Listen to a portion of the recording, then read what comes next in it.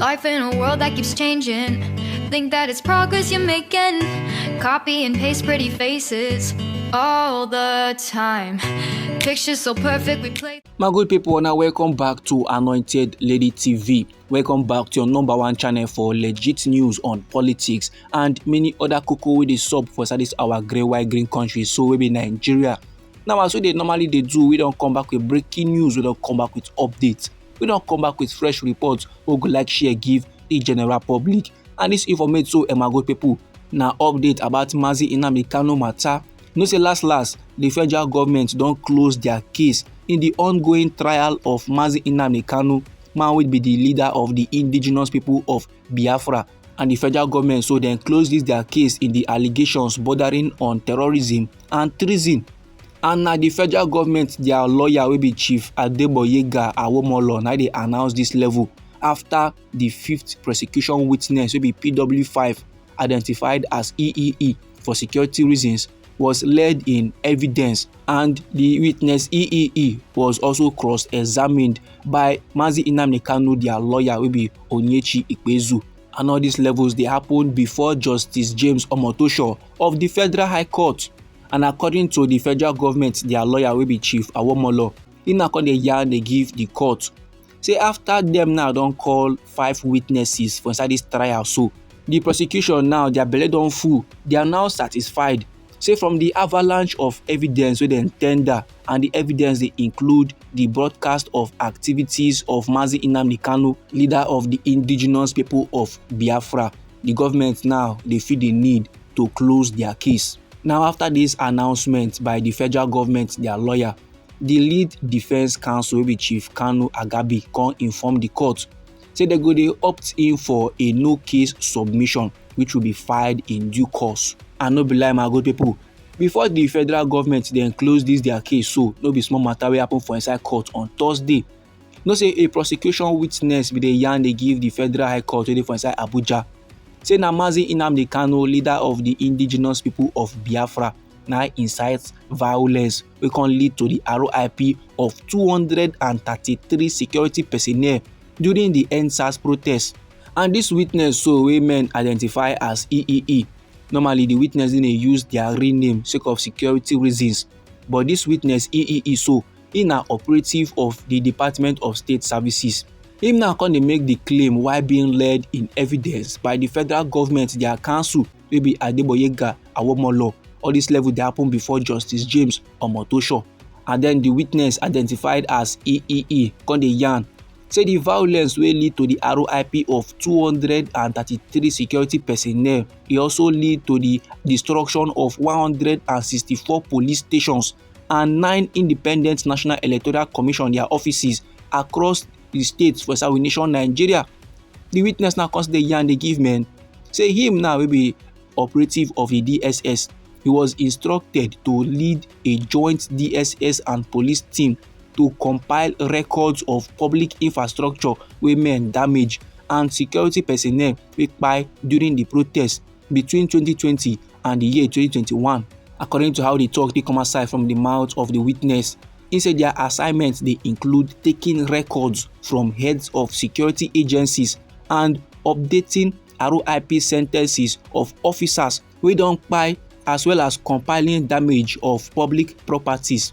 The court now can admit documents tendered by the prosecution, and these documents so they include reports plus photographs and RIP certificates them as exhibits, and then giving a breakdown of the casualties. The witness now EEE can the yarn they give men for court. Say 186 police officers plus 37 military personnel and 10 DSS operatives now be RIP for the NSAS protest. Say for inside Imo State, 20 police stations was attacked, while for inside Lagos State, na 38 9 men attack. Then for Cross River State, 5 police station 9 men attack, and other attacks was still recorded for inside Ondo State, Osun State, Ekiti State, and even the Federal Capital Territory.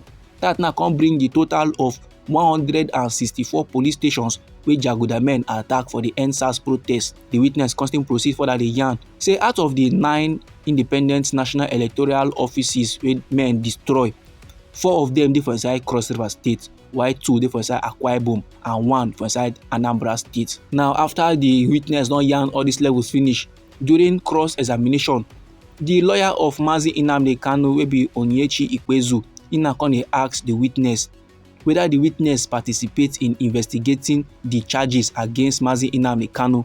Then the witness come respond, and according to how they talk take come outside from him mouth, he say he no dey privy to the allegations, but he was instructed to collect records of public properties wey men destroy and security personnel wey kpai as a result of statement made by the defendant, which is Mazi Nnamdi Kanu.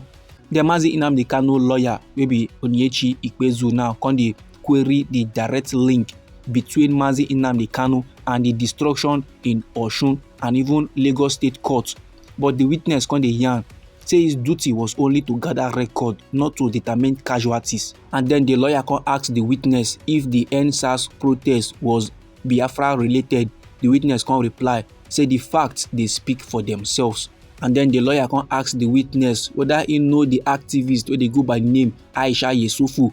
The witness come reply say yes, he know am, but he no know whether RI0US na member of IPOB or Igbo descent. And then the lawyer come ask the witness again whether the RI0US protest happen sake of police brutality. The DSS operative now come acknowledge the existence of organic issues, but he now come dey yarn say subversive elements used the situations as cover to incite unrest. That is, men use the protest now against police brutality come dey do jaguda activities for inside we nation.